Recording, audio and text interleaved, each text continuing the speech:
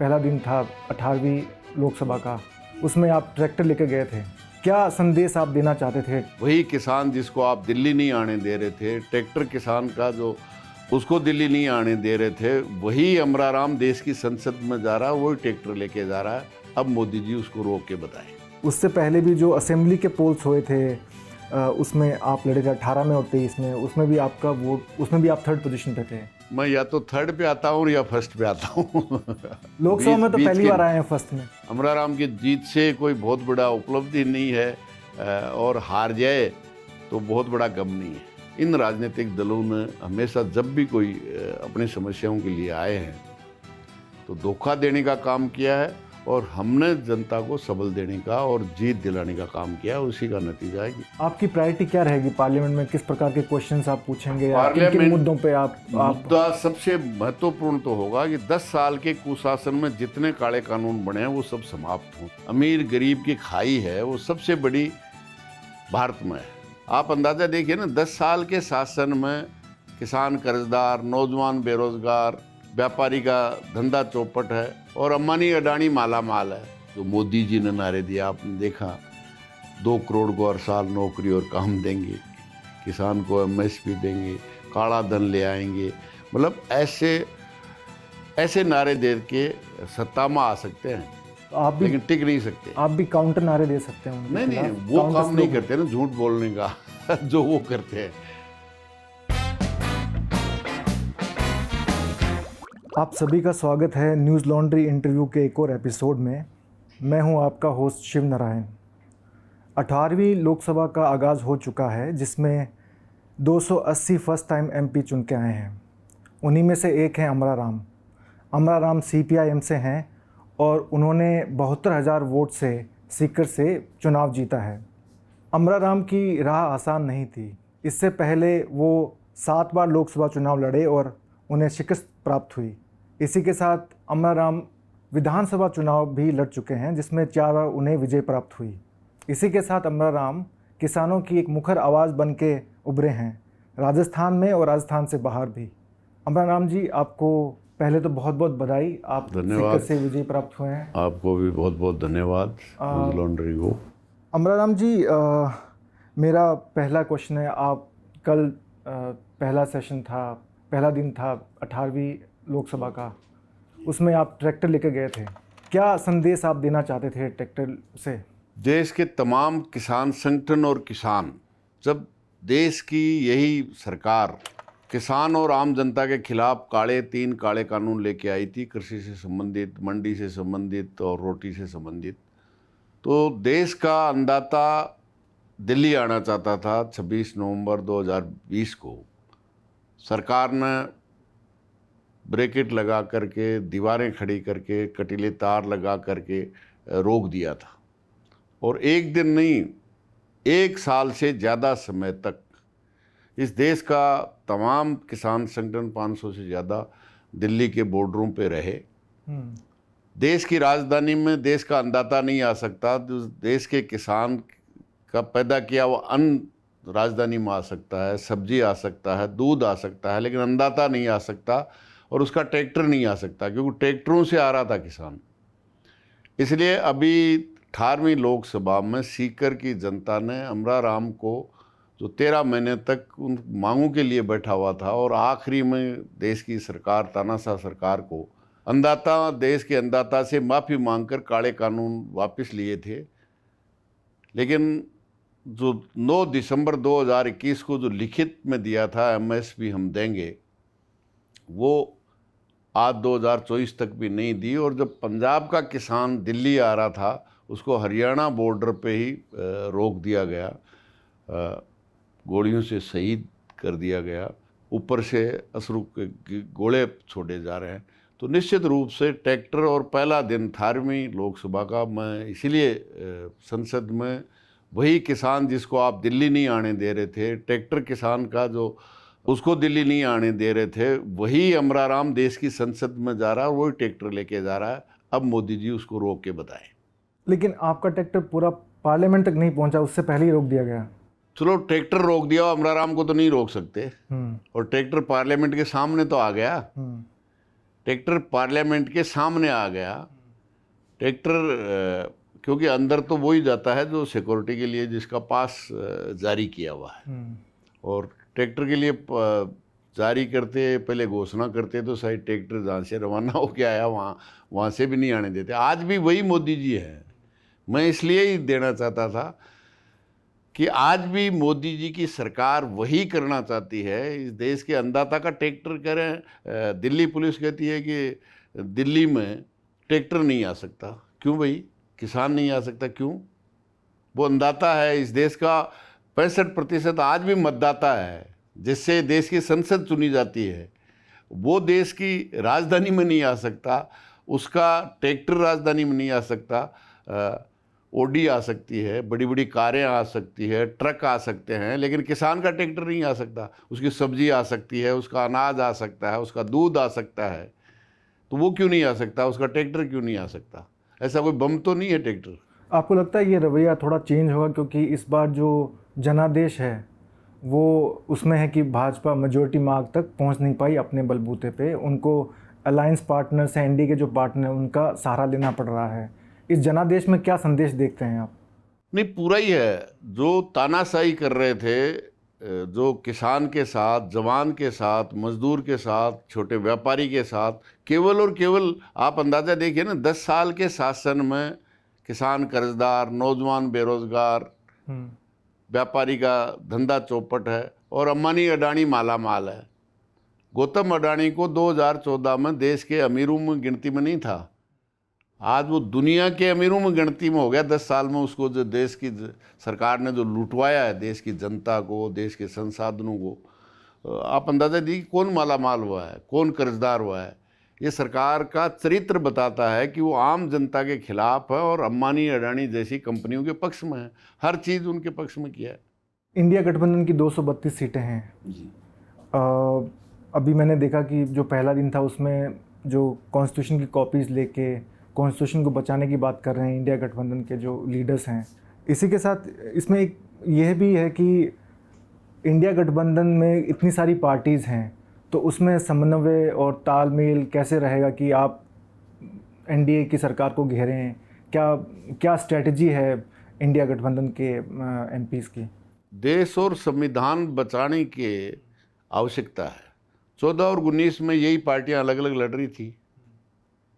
आप देख रहे हैं कि वो परिस्थिति आ गई जो देश में कांग्रेस ने 47 से लेकर के 77 तक एक छत्र राज किया था। 14 और 19 में वो मुख्य विपक्षी पार्टी का दर्जा, विपक्षी दल का दर्जा नहीं ले पाई। और जब इस देश के अन्नदाता ने, पूरे देश के तमाम अन्नदाता ने जो एकजुट आंदोलन किया, जिसमें 500 से ज़्यादा किसान संगठन, जिनके झंडे अलग थे, डंडे अलग थे, नेता अलग थे, लेकिन इश्यू एक था, काले कानून, एमएसपी। उसके लिए जनता के दबाव से तमाम किसान संगठनों ने आंदोलन लड़ा, और ऐतिहासिक, और वो भी 13 महीने तक लड़ा। तो निश्चित रूप से राजनीतिक दल जो देश के आम आवाम को बचाना चाहता है, संविधान को बचाना चाहता है, वो सब एकजुट हुए।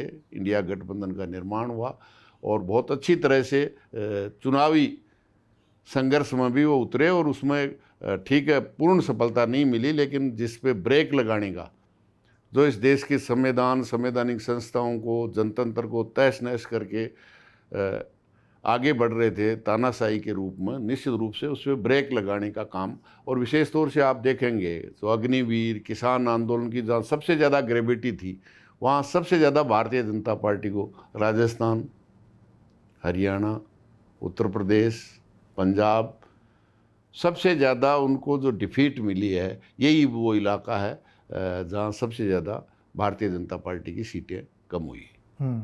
आपने सीकर लोकसभा क्षेत्र से 72,000 वोटों से जीत हासिल की है जी। आपके जीतने के मुख्य कारण क्या रहे? कि जनता के संघर्ष है। निश्चित रूप से ये जो राजनीतिक परिस्थितियाँ, इंडिया गठबंधन का बढ़ना और सीट एडजस्टमेंट होना, आप देखेंगे कि 14 और 19 में 25 की 25 राजस्थान में भारतीय जनता पार्टी की एनडीए ने जीती थी। अभी ये गठबंधन किया तो गठबंधन में 3 पार्टियों को एक एक सीट, सीपीएम, आरएलपी और भारत आदिवासी पार्टी, तीनों के तीनों जीती हैं। लेकिन इसका कांग्रेस ने भी 8 जीती है। लेकिन स्ट्राइक रेट देखिए, 22 में से 8 आई हैं और यहाँ से 100% स्ट्राइक रेट है।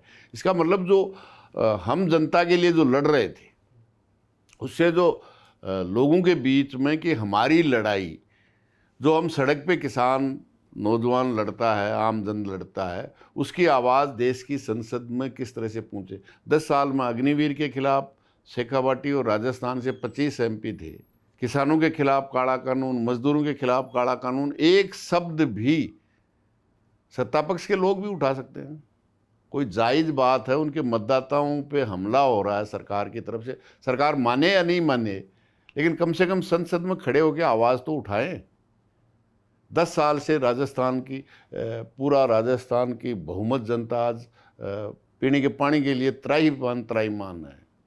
फ्लोराइड युक्त खरीद के पानी पीना पड़ रहा है, एक शब्द नहीं। अग्निवीर जो सबसे ज़्यादा सैनिक शेखावाटी और राजस्थान से आते हैं, सबसे ज़्यादा जब युद्ध होता है शहादत होती है, लेकिन एक शब्द नहीं। तो ये जनतानु संघर्ष का जो इतिहास रहा है, निश्चित रूप से राजस्थान के किसानों को इन राजनीतिक दलों ने हमेशा जब भी कोई अपनी समस्याओं के लिए आए हैं तो धोखा देने का काम किया है, और हमने जनता को सबल देने का और जीत दिलाने का काम किया है। उसी का नतीजा है कि जनता ने जीत दी है। सीकर जिला है जो कांग्रेस के राजस्थान के जो प्रेसिडेंट है गोविंद सिंह डोटासरा, उनका एक स्ट्रॉन्ग होल्ड माना जाता है, और कहा जाता है कि डोटासरा नहीं चाहते थे कि कांग्रेस से कोई बड़ा दावेदार वहाँ से चुनाव लड़े, तो आपको टिकट मिली। इसमें कितनी सच्चाई है? कोई सच्चाई नहीं है। पिछले आप 5 चुनाव देखोगे ना, तो एक दफ़ा कांग्रेस जीती है। 6 चुनावों में केवल कांग्रेस एक दफ़े जीती है। आप स्ट्रॉन्ग होल्ड की, जबकि 8 MLA पिछली बार कांग्रेस के थे, और कांग्रेस का भी उम्मीदवार वो था जो 3 दफ़े लोकसभा में भारतीय जनता पार्टी का रहा था, लेकिन परास्त हुआ। और यही बाबा जी सुबेनंदन 3 लाख से जीते थे। नहीं, सुभाष महरिया पिछली बार 2019 में उम्मीदवार थे ना, तो 3 दफ़े लोकसभा में रहे थे। तो सवाल निश्चित रूप से कांग्रेस बहुत मजबूत रही है शेखावाटी में। लेकिन आपकी जीत इसलिए भी महत्वपूर्ण है क्योंकि पिछला जो 2019 का लोकसभा इलेक्शन था उसमें आप तीसरे नंबर पे रहे थे। आपने उसमें उस टाइम गठबंधन नहीं था कांग्रेस और लेफ्ट में। उससे पहले भी जो असेंबली के पोल्स हुए थे उसमें आप लड़े थे 18 में और 23 में, उसमें भी आपका वोट, उसमें भी आप 3rd पोजीशन पे थे। तो मैं या तो 3rd पे आता हूँ या 1st पे आता हूँ। लोकसभा में तो पहली बार आए हैं 1st में, 8 अटेम्प्ट के बाद। हाँ, नहीं अटेम्प्ट है, लेकिन 98 में मैंने 1,98,000 वोट लिए और 1,24,000 वाला जीत के आया था। इसलिए सवाल अमरा राम केवल अपने लिए चुनाव नहीं लड़ता है जिस तरह से बाकी पूंजीवादी पार्टियां। अमरा राम जो संघर्ष जनता करती है उसको चुनावी संघर्ष में वो मुद्दे लेकर के जनता के बीच में, अमरा राम की जीत से कोई बहुत बड़ा उपलब्धि नहीं है और हार जाए तो बहुत बड़ा गम नहीं है। बस शायद पहला व्यक्ति होगा जिसने विधानसभा और लोकसभा के इतने चुनाव लड़े हैं, बाकी कोई आपको राजस्थान में ऐसा उम्मीदवार नहीं मिलेगा। विधानसभा आपने टोटल कितने चुनाव लड़े? 85 से लेके अभी तक का आप हिसाब लगा लीजिए, 4 दफ़े तो मैं कंटिन्यू 93 से 2013 तक रहा हूँ।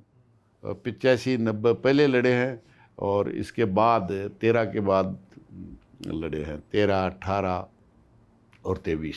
ये डिस्करेजिंग नहीं, हतोत्साहित नहीं करता कि आप अगर कोई 2 बार अगर चुनाव हार जाए तो केवल जीतने के लिए लड़ता है, केवल अपने लिए लड़ता है, वो हतोत्साहित होता है और जीतने के बाद बड़ा प्रफुल्लित होता है। मुझे कोई जीतने में वोट, मैं जनता के लिए चुनाव लड़ता हूँ ना, मैं मेरे लिए नहीं लड़ता। जनता जो अपने समस्याओं के लिए आंदोलन लड़ती है उसकी आवाज़ देश की विधानसभा और देश की संसद में पूछे, इस बात के लिए चुनाव लड़ता हूँ। इसलिए हारती जनता हारती है, जनता जीतती है।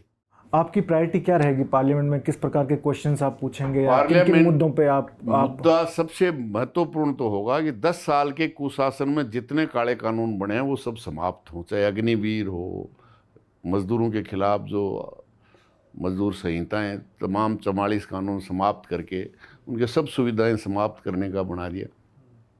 वो हो पेयजल की व्यवस्था हो, चिकित्सा, शिक्षा और देश का बजट कुछ मुट्ठी भर नेता और बड़ी बड़ी कंपनियों के लिए खर्च नहीं हो, देश की जनता के लिए 90% उस जनता के लिए खर्च हो। हमारी प्रायोरिटी ये होगी। मेरा एक सवाल है आपके राजनीतिक करियर पे। आपने अपना राजनीतिक करियर 1979 में स्टूडेंट पॉलिटिक्स से स्टार्ट किया जी। उसमें आप प्रेसिडेंट बने सिक्कर कॉलेज से, और उसके बाद 1985 में आपने पहला विधानसभा चुनाव लड़ा। आप उससे पहले मैं सरपंच भी रह गया, मेरी ग्राम 83 में पंचायत का 2 टर्म, और सरपंच रहते रहते एमएलए 93 में बन गया।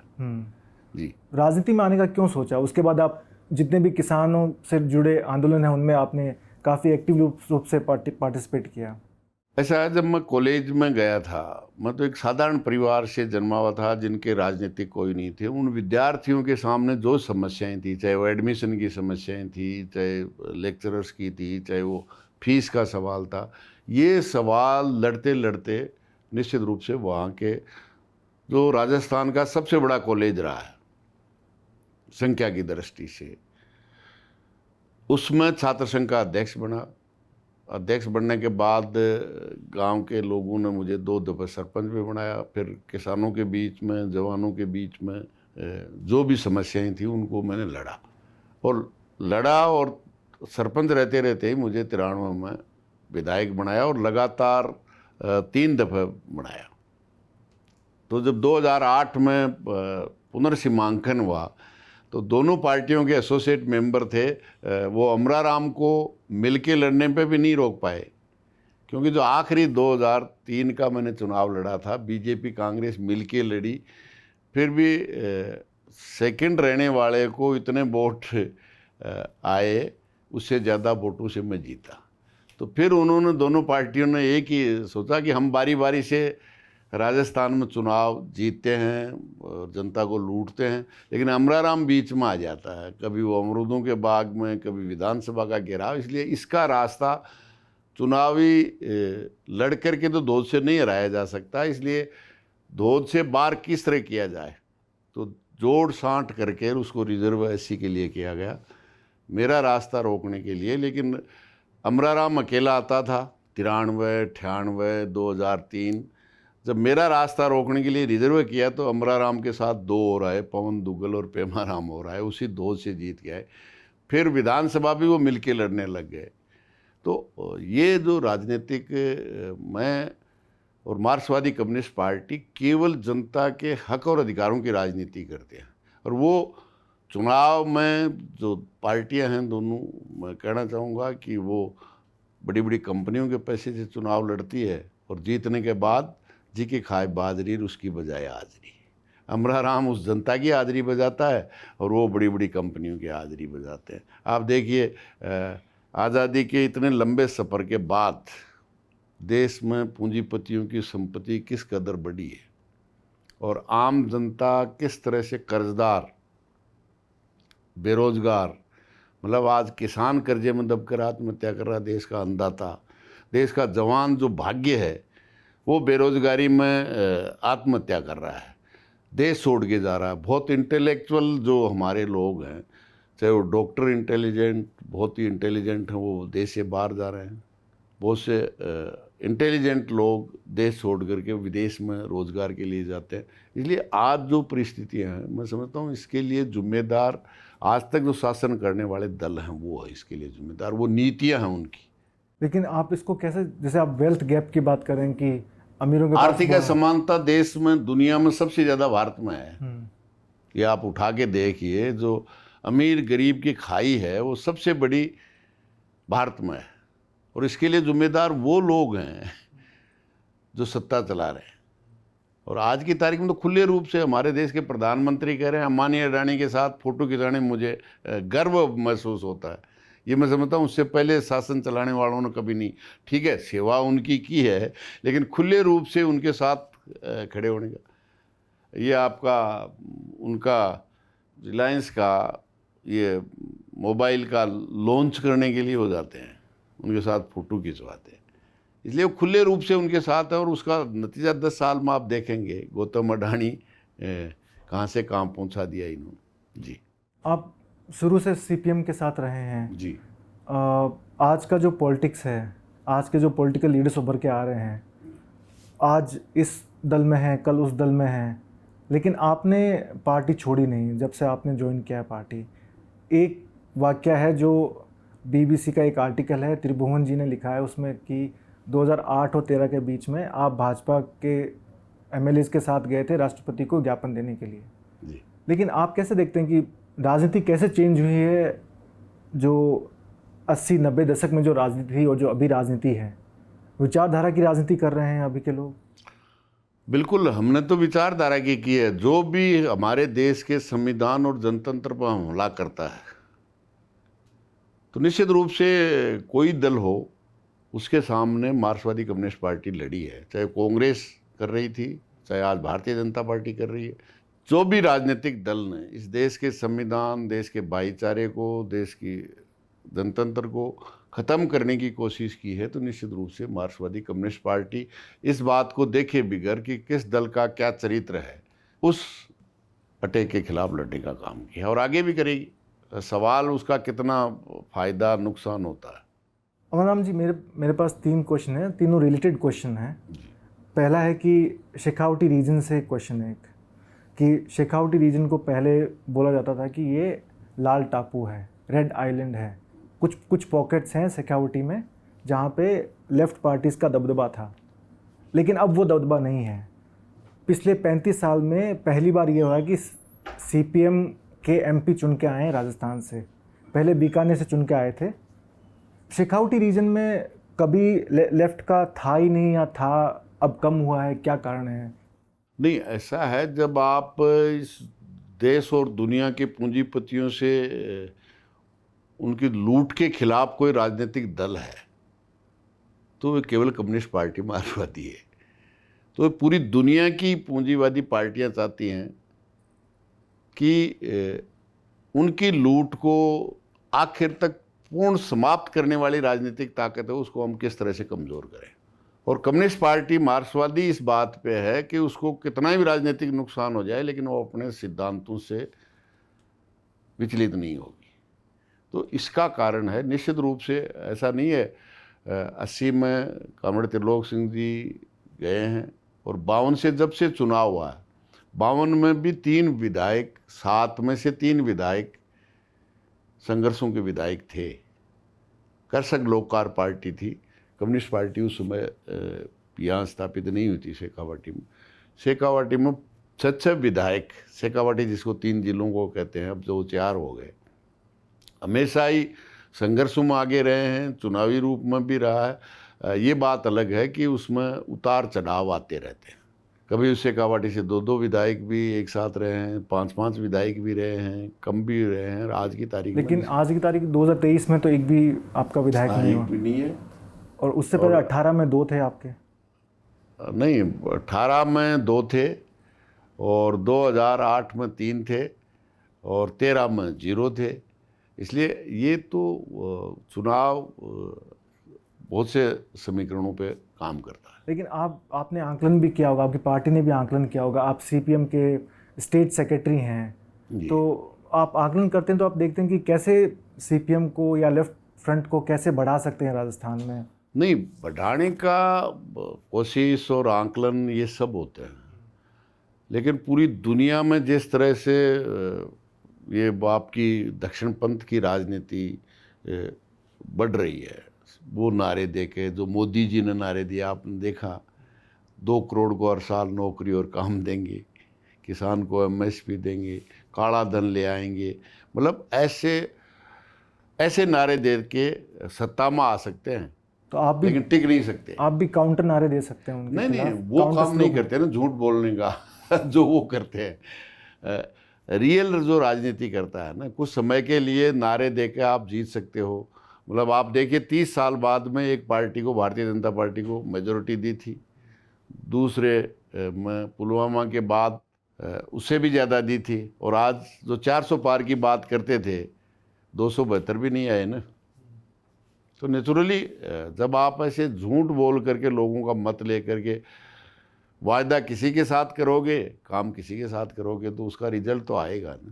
लेकिन आप कह रहे हैं कि ये पूंजीपति पार्टियां इस कारण से, और हम ग्रास रूट्स की राजनीति करते हैं जी। हाँ, जमीनी। और हम केवल पार्लियामेंट और असेंबली के रिप्रेजेंटेशन से नहीं नापते ना। हाँ ठीक है, एक वो भी मापदंड है। हमारा मापदंड दूसरा है कि जनता अपनी समस्याओं के लिए किस तरह से लड़ रही है। मैं समझता हूँ इस दरमियान जो किसान और मजदूर मिलकर के इन नीतियों के खिलाफ लड़ रहे हैं, एवं जवान किसान मजदूर जो मिल के, और इसमें छोटा व्यापारी भी है, ये मैं समझता हूँ ये संघर्ष ही आगे चल कर के भविष्य में एक नई राजनीति को जन्म देगा। लेकिन पॉलिटिकल पार्टी के लिए एक बड़ा मापदंड ये है कि नहीं कितने है, एमएलएज हैं, कितने एमपीज हैं, सत्ता में कब, निश्चित रूप से वो एक तभी तो आप मापदंड कानून है। ला पाएंगे जो आप चाहते हैं। नहीं, वो एक मापदंड है, लेकिन उससे बढ़कर मापदंड है जनता अपनी समस्याओं के लिए किस तरह से लड़ती है। मतलब आप अंदाज़ा कीजिए, जब 15 अगस्त 47 को देश में आज़ादी मिली, वोट से नहीं मिली है, संघर्ष से मिली है। आप भूलिए मत 15 अगस्त 47 को जो अंग्रेज़ों को जाना पड़ा, राजशाही को ख़त्म होना पड़ा, वो वोट से नहीं हुआ है, इन संघर्षों से ही हुआ है। इसलिए हमारा मापदंड वो भी है और ये भी है, लेकिन प्रमुख मापदंड जो संघर्ष है, जनता जो लूट रही है और जिसको लूट रहा है, वो दुश्मन और दोस्त की जिस दिन पूरा पहचान कर लेगा, उसको ठीक करने का काम कर देगा। पहले भी किया है, दुनिया के अन्य देशों में भी किया है, इस देश में भी किया है। इसलिए ये है। तो पहली प्रायोरिटी संघर्ष है, सत्ता तो सेकंड प्रायोरिटी है आपकी? नहीं, संघर्ष से ही सत्ता आती है। मगर मैंने कहा ना, देश की आज़ादी संघर्ष से आई तो है। राजस्थान जो में लोग आज संघर्ष- कहते हैं ना अमरा राम धरना दे देगा, अमरा राम संघर्ष करेगा, उनको ये बुरा लगता है, क्योंकि उनकी लूट में ब्रेक लगता है अमरा राम के संघर्ष से, इसलिए वो उनको बुरा लगता है, मेरे को अच्छा लगता है। नेशनल लेवल पे भी मेरा सेम क्वेश्चन है कि 2004 में लेफ्ट पार्टीज के पास रिकॉर्ड नंबर ऑफ एमपीज थे, 60 के लगभग एमपीज थे, 61 एमपी थे, इसमें 44 अकेली सीपीएम के थे। उसके बाद ये आंकड़ा धीरे धीरे कम होता रहा, 19 में 5 रहे, अभी 9 हुए हैं। हाँ।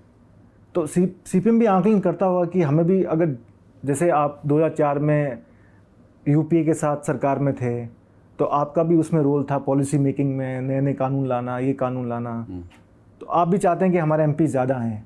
तो नेशनल लेवल पे क्या हो गया आपका? बंगाल में पिछले 3 लोकसभा इलेक्शन से एक भी आपका एमपी नहीं है। लेकिन संघर्ष बढ़ रहा है। संघर्ष आप देखिए, आप 2019 और 2024 के आंकड़े उठा के देखेंगे बंगाल के, तो बहुत कुछ चेंज हुआ है। अभी 24 में तो अभी कांग्रेस और लेफ्ट का अलायंस था। जी। तो पहले 7% वोट शेयर था 19 में लेफ्ट का, अभी 12% वोट शेयर है। अलायंस 19 में भी था। हाँ। आप 19 और 24 को कंपेयर कीजिए तो वोट शेयर बढ़ा है, 5% वोट शेयर बढ़ा है। इसका मतलब जनता में पार्टी की पैठ बैठी है। बड़ा भी एमपी एक भी नहीं है। हाँ, नहीं है एमपी, हम कह रहे हैं नहीं है एमपी, और सबसे लोवेस्ट है। हाँ। और पिछली बार इससे भी लोवेस्ट थे। तो आप पहली बार चुनावी राजनीति में 3 सीपीएम के पहली बार थे। अभी तो फिर भी 4 हैं। आप कुछ रिकमेंडेशन सुझाव दीजिए कि कैसे नहीं, सुझाव जो यूथ्स हैं, जो युवा वर्ग के लोग हैं, वो आए भ्रमित करते हैं ना। हाँ। 2 करोड़ को नौकरी और काम देंगे, तो आज सबसे बड़ी बेरोजगारी है, तो किसके पास जाएगा? लेकिन लौट के आएगा ना। तो कुछ हद तक लोगों ने समझा है ना, जो 2024 का जनादेश है वो इंडिकेट करता है कि मारवाड़ी में कहावत है, बोले पढ़ पढ़ के ही सवार होता है। जनता कहनी से नहीं समझती है, अपने अनुभव से समझती है। मोदी जी को समझते थे ना, वो दुनिया में भारत का नाम रोशन कर दिया, अभी वो करें दुनिया में हटा दिया, लेकिन जनता ने दिखा दिया ना उनको आईना। तो झूठ कितनी देर चलती है? मारवाड़ी में कहावत है, बोले चालनी में वो दोबा में पानी कितनी दूर जाए। थोड़ी दूर तो चला जाएगा, लेकिन निकल जाएगा दोबे से तो पानी। तो झूठ कितनी देर चलेगी? 5 साल, 10 साल? आखिर तो सच्चाई, तो जिंदगी की सच्चाई तो लोगों के सामने आएगी ना। कितना काला धन आया, कितनी 10 साल में अगर 20 करोड़ को अगर रोजगार और नौकरी मिलती, तो आज सबसे 45 साल की सबसे बड़ी बेरोजगारी नहीं होती। कुछ एक्सपर्ट्स हैं जो लेफ़्ट आइडियोलॉजी पे काफ़ी लिखते हैं, आर्टिकल्स लिखते हैं, कॉलम लिखते हैं। वो बोलते हैं कि लेफ़्ट आइडियोलॉजी जो चुनावी राजनीति है, उससे दूर दूर का नाता नहीं है उनका। नहीं है नाता, लेकिन धर्म की, जाति की, भावनाओं की राजनीति करने की बजाय रियल राजनीति, जीवन में जो इम्पैक्ट है उसकी राजनीति करते हैं। लोग केवल राजनीतिक स्वार्थ के लिए धर्म का, जाति का, क्षेत्र का, भावनाओं का उपयोग करके राजनीति में आ जाते हैं। स्थानीय मुद्दों को उठा करके, धार्मिक भावनाओं को आगे ना। भारतीय जनता पार्टी 24 में 84 में केवल 2 थी, हिंदू मुसलमान, भारत पाकिस्तान, मंदिर मस्जिद, 303 तक आई है ना। तो कुछ समय के लिए आ सकते हैं, लेकिन लोगों का ज़िंदगी नहीं बदल सकते। मैं समझता हूँ ज़िंदगी बदलना है, ज़िंदगी में जितने समस्याएं हैं उनका समाधान करना है, तो रियल राजनीति करनी पड़ेगी। मैं सीपीएम का इलेक्शन मैनिफेस्टो पढ़ रहा था, उसमें आपने लिखा कि जो काले कानून हैं, सो कॉल्ड ड्रैकोनियन लॉज जो आप बोलते हैं, कि पीएमएलए है या फिर और भी जो कानून आए हैं, आप उनको निरस्त करेंगे जब अगर आप सत्ता में आते हैं तो। उसके साथ आपने उस मैनिफेस्टो में ये भी लिखा था जो वेपन्स ऑफ मास डिस्ट्रक्शन है, न्यूक्लियर वेपन्स है, उनको भी आप बंद करेंगे।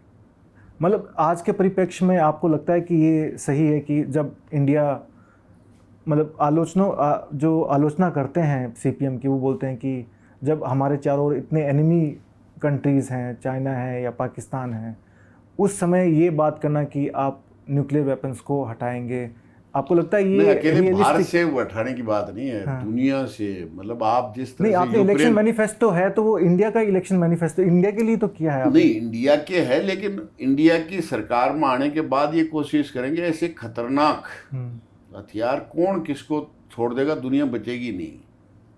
आप इसको, वो अभी हुआ नहीं है। नहीं हुआ नहीं है, मैं बता रहा हूँ कि अगर आपके मैनिफेस्टो में ये बात है तो आप, तो ये कोशिश होगी ना। अगर हम सत्ता में आते हैं तो दुनिया से जो खतरनाक वेपन्स हैं उनको ख़त्म किया जाना चाहिए। मतलब युद्धों से कोई विकास नहीं होगा। अब आप यूक्रेन और रूस का देख रहे हैं ना, और किस दिन उसने बटन दबा दिया तो यूक्रेन और रूस ही ख़त्म नहीं होगा, दुनिया ख़त्म हो जाएगी। इसलिए इतने खतरनाक, विकास के लिए नहीं, विनाश के लिए हथियार है। इसलिए ये है कि हमारा प्रयास होगा कि केवल भारत से नहीं, पूरी दुनिया से हो, ये प्रयास होगा। और सत्ता में, अगर देश की सत्ता में भारत में आती है तो मैं समझता हूँ उसकी बहुत बड़ी आबादी और बहुत बड़ी ताकत है जो इसको, ऐसे हथियारों को समाप्त करने के लिए प्रयास किया जा सकता है। आप जब ट्रैक्टर लेके गए पार्लियामेंट में जी, तो पहली बार आप पार्लियामेंट गए या उससे पहले भी गए हैं? नहीं, पार्लियामेंट में गया ही नहीं मैं कभी, पहली बार ही, मतलब चुन के ही जा रहा हूँ। अमराराम जी, आपका बहुत बहुत धन्यवाद हमसे बात करने के लिए। बहुत बहुत धन्यवाद। पत्रकारिता का नासूर बन चुके विज्ञापन के मॉडल को खारिज करके खबरों की इस दुनिया को बदलिए ताकि पत्रकारिता आपके लिए जवाबदेह बने। newslaundry.com/subscription पर क्लिक कीजिए और अपने मन मुताबिक पेमेंट का विकल्प चुनिए, क्योंकि हमारे सब्सक्राइबर्स का नारा है, मेरे खर्च पर आजाद हैं खबरें।